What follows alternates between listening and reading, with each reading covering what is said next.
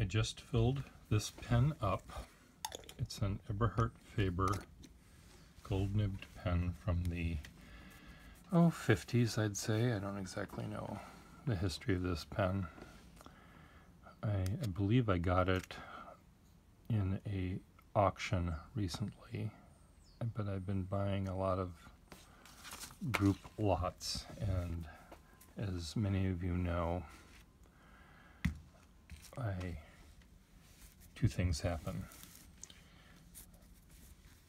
First of all, my brain. See, I'll do one. What I'm doing here is I'm doing one last drawing with this pen before it goes away. This represents my brain, inner space, and this represents outer space, or space. Let's see if I can describe this. So, in my brain, I have various factoids, and whatever, however memory works. And this pen is part of that mishmash of memories. The fact that this pen could have come in a lot of pens I bought on eBay, yes, that there's memories of opening packages on eBay and staring in wonder and whatnot that happened. But I don't remember which auction this may have been, but I believe it was part of a group buy. And once I have that memory, and once I look at this pen, it goes into this mishmash of stored information, and it is everything that happened in the past. Here's the present, here's the future, here's the past. Once it's in the past, it all goes in here. There's no recent past, there's no distant past. Well, maybe the fall of Rome is here, and the dinosaurs are there. That's sort of more distant. But high school, college, this miserable boyfriend, that slightly less miserable boyfriend. And they weren't miserable. I made them miserable, I should point out. That's, all in one sort of lump. So this now, it wasn't, something that happened 3 seconds ago. That's like right here. This is the sort of the present. Something that happened 3 seconds ago, or maybe a minute ago, or maybe, like if I stick my finger on a hot stove, I will say, ouch, and I'll say, well, I'm not going to do that again. But as it goes further in the past, that action just is lumped here. Sometime in the past, I stuck my finger on a hot stove. I usually remember not to do that, but did it happen when I was in high school, or did it happen, 3 weeks ago? Sometimes I remember the stove, and that can place it in time. Anyway, the thing is, what am I babbling on about in relationship with this pen? I don't exactly remember where it came from. Yes, I got it in the last year, probably. And now, in the present, I'm drawing this diagram showing my brain. Space. Now, what was I going to do with this? Oh, the other thing is about the pens I get. Here's a pen, there's a pen, here's a pen, there's a pen. Some of them, some very, I don't want to say special ones, but we'll say special ones. We'll just say that one right there goes into my collection immediately. Now, my collection is sometimes spatially right here on my desk. Sometimes it's in these drawers over here. Sometimes it's in drawers in my other part of my house. When the pen goes to the drawer in the other part of my house, usually it means that I'm not going to use it anytime soon. And I feel sad for those pens, because they're like most pens in most collections of pen collectors. They're not used, and that makes me sad. Here's a sad face. And why do I have them? That's another discussion that involves this organ, this brain, this misfunctioning, misfiring brain that can explain that. Or maybe it has to do with my heart or my lungs. Anyway, I don't know what it has to do with, but it makes me sad. Pens that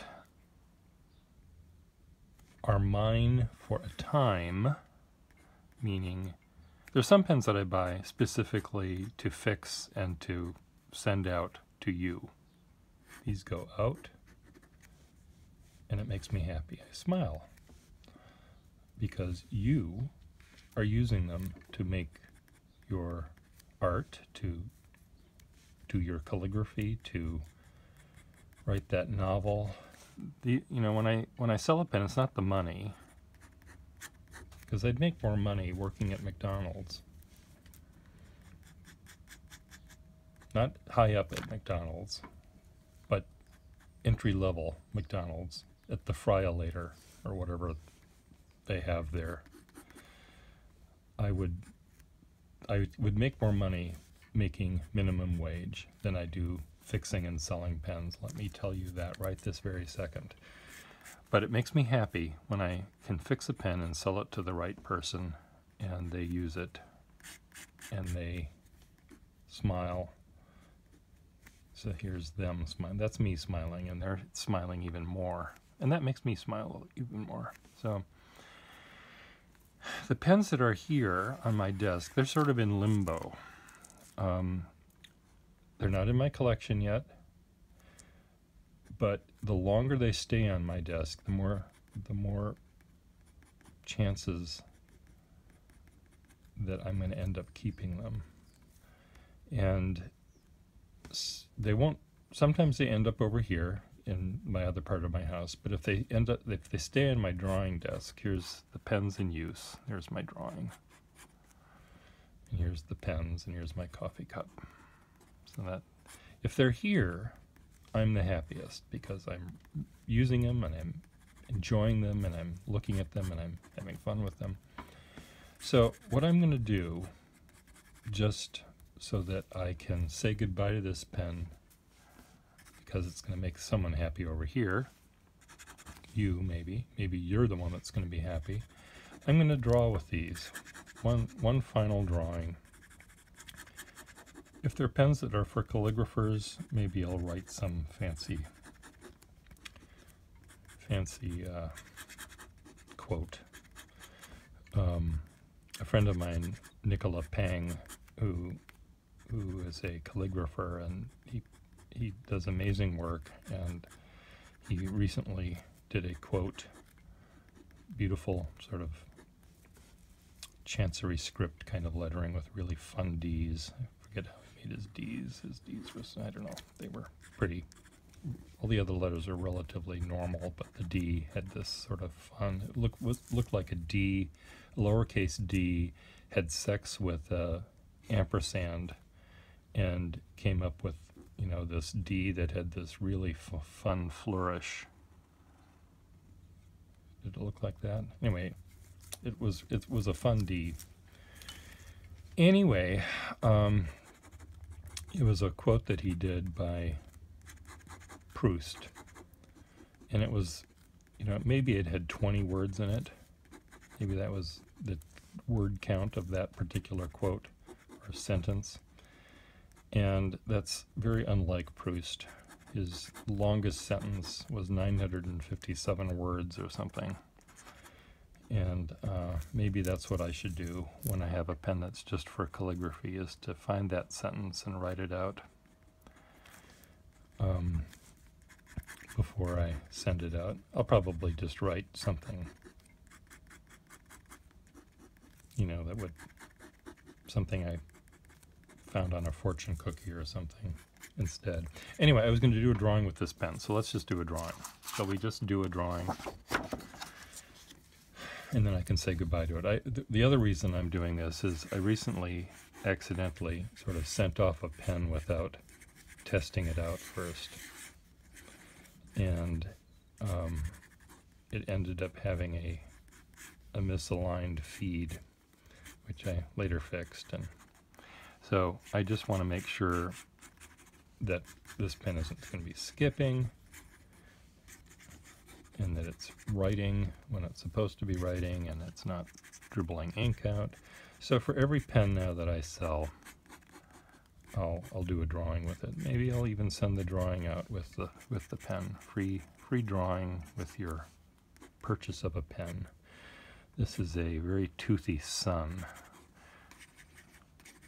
I've been watching these videos lately, these, quote, debates with Christopher Hitchens on one side of the debating table and some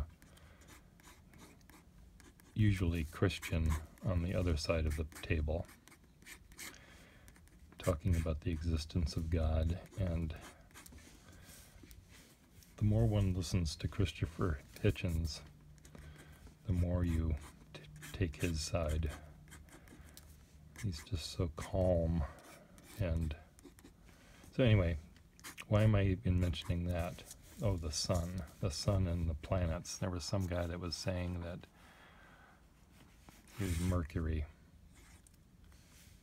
here's Venus, here's the Earth, here's the moon. So here's Mercury. And somehow this theist, this God-believing person, it's funny how when God-believer people talk about science, they used to not want to talk about science, but now they talk about science, and they use science, quote, to prove, unquote, the existence of this God. And the sun is not representing God, even though that there's an eyeball here and another eyeball there. It's just a big toothy grin. This is the sun again. God. What was I talking about? God. The existence of God. They used to not. They'd say science was wrong. Now they're sort of saying science is right. And because science cannot explain something, therefore God exists. Well, the other example, the other way to finish that sentence, the way that science can't answer something is we're too stupid to understand that rule yet, that law of nature too. So this guy was, this theist was saying that, scientists believed, real scientists believed that Mercury had to be made of some metal in here, iron, we'll say, because its mass was a certain amount. And there was some factoid that scientists predicted about Mercury based on their observations that they had. Well, then they found out later by sending a satellite or tweaking a knob on a thing or doing something that, no, Mercury did not have that. Now, a scientist would say, okay, well, that surprises us, but clearly we didn't have all of the information we needed to guess correctly, to come up with a hypothesis about what is inside of Mercury. But the theist said, because we were wrong, we, meaning the scientists, were wrong, that therefore God exists. Well, I don't understand that leap of logic, but it's not a leap of logic, it's a leap of faith or something, they'd say. I don't know what they're saying, but they use science conveniently. If science explains something that they think helps their belief in God, then they use it, and if it doesn't, then they ignore it, or they blame the scientist, or I don't know what they're doing, but it's very confusing. But I've been listening to Christopher Hitchens and his comrades, as he calls them, his friends in the skeptical world. they're not really skeptic. They're just in the logical world, we'll call it. Now, I don't know what you believe when it comes to the creation of the universe. But, you know, it's fascinating. I love listening to it. Yes, I fall on Christopher Hitchens' side when it comes to this argument, but it's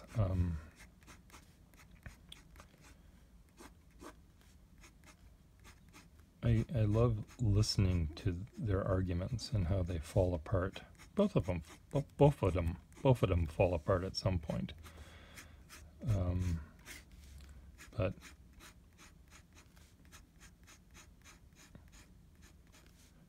anyway, so far this pen is not skipping or dropping big blobs of ink. And here I'm drawing something profound, like a supernova about to happen.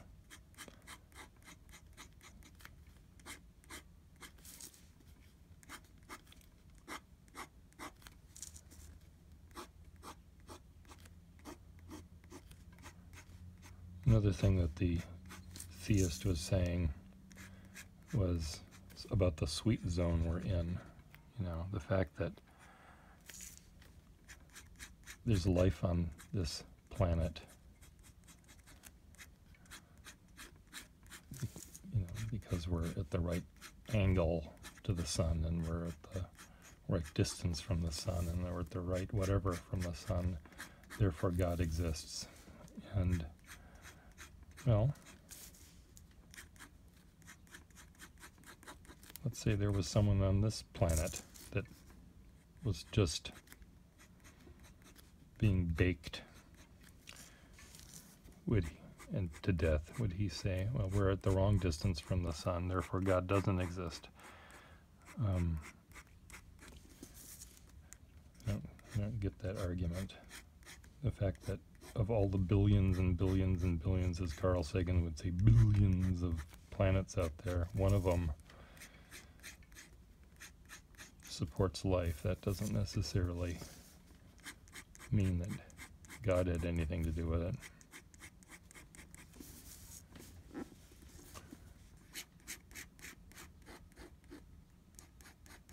Just chance. I'm rewriting the song, the lyrics to one of my favorite hymns, all creatures great and small, all things wise and wonderful, the Lord God made them all. I'm changing that to evolution made them all. Each little random mutation might make a critter thrive. Just a chance in a million. The fittest shall survive. All things wise and wonderful, all creatures great and small, all things bright and beautiful, evolution made them all.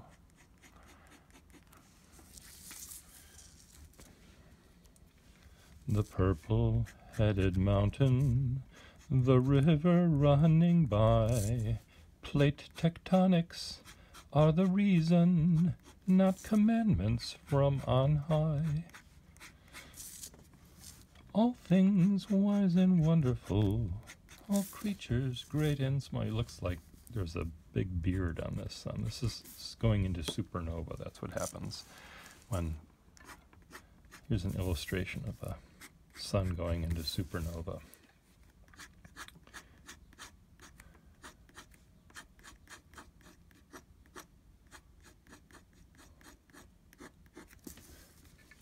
Evolution made them all. The last verse is, He gave us eyes, it gave us eyes to see them, and lips that we might tell. Who needs a God Almighty when science explains so well? You have to say explain so, sort of like Ricky Ricardo would say, "Explain it to me, Lucy." You have to drop off. It's an apostrophe. Explains. Explains. When science explains so well all things bright and beautiful, all creatures great and small, all things wise and wonderful, evolution made them all. Each little random mutation. It's sort of a hard song to sing because it starts off on a very high register and then it goes down an octave or something, and I always forget to go down an octave, and then I end up not being able to sing. Now I know that lightning bolts should be happening, coming down from the sky, if there were such a creature as God, for my blaspheming and mockery. I should draw a little target on my head to make it easier for God to hit. Here, right here. Well, this pen seems to pass the test, and just in time, because my kitty wants to join us. Gonna come up here, kitty? Orca, get up here. Orca hears me talking to you, and he's missing out. Oh, he is up. Okay, come on. Jump up. Oh, kitty. Now, you just stepped in the wet ink. Come on. Move. Move your butt. There you go.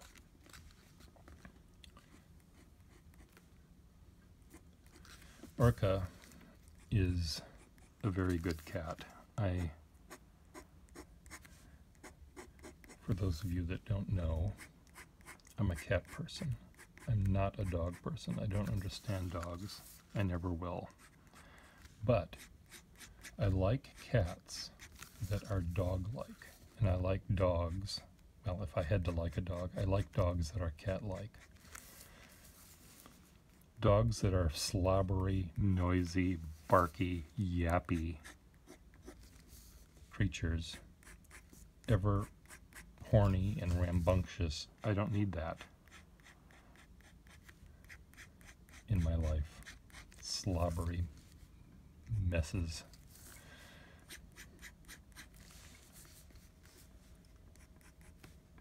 But a cat that barks, on the other hand. No, I like cats that are aggressive and not afraid of people and are not skittish.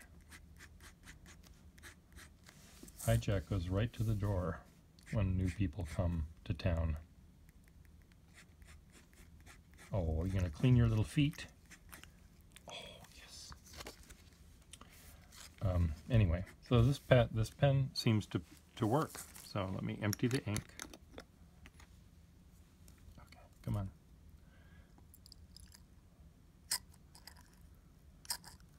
I will now fill it with water.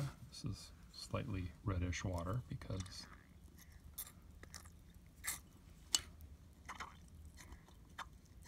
but it's essentially water. And then it's now empty, and now I'm going to shake it like a thermometer just to get all of the liquid out, and it should arrive without any. Sometimes there's a little molecule or two or three or whatever of ink in the pen, and when it comes through the mail, through the rain and snow and sleet and dark of night, there's liquid up here in the cap, and that gets all over the thing, and it's kind of messy, but this should be fine. So there we go. Enjoy your pen, your Faber pen. It passed the Pierre Gustafson test. Orca, did it pass your test? Here. Wag your tail if you think it passed your test. There we go. See? It passed the test. Orca? You. Oh, attack me. he bites me, and then he realizes he can't kill me, so he wants to lick me to death. Kitty.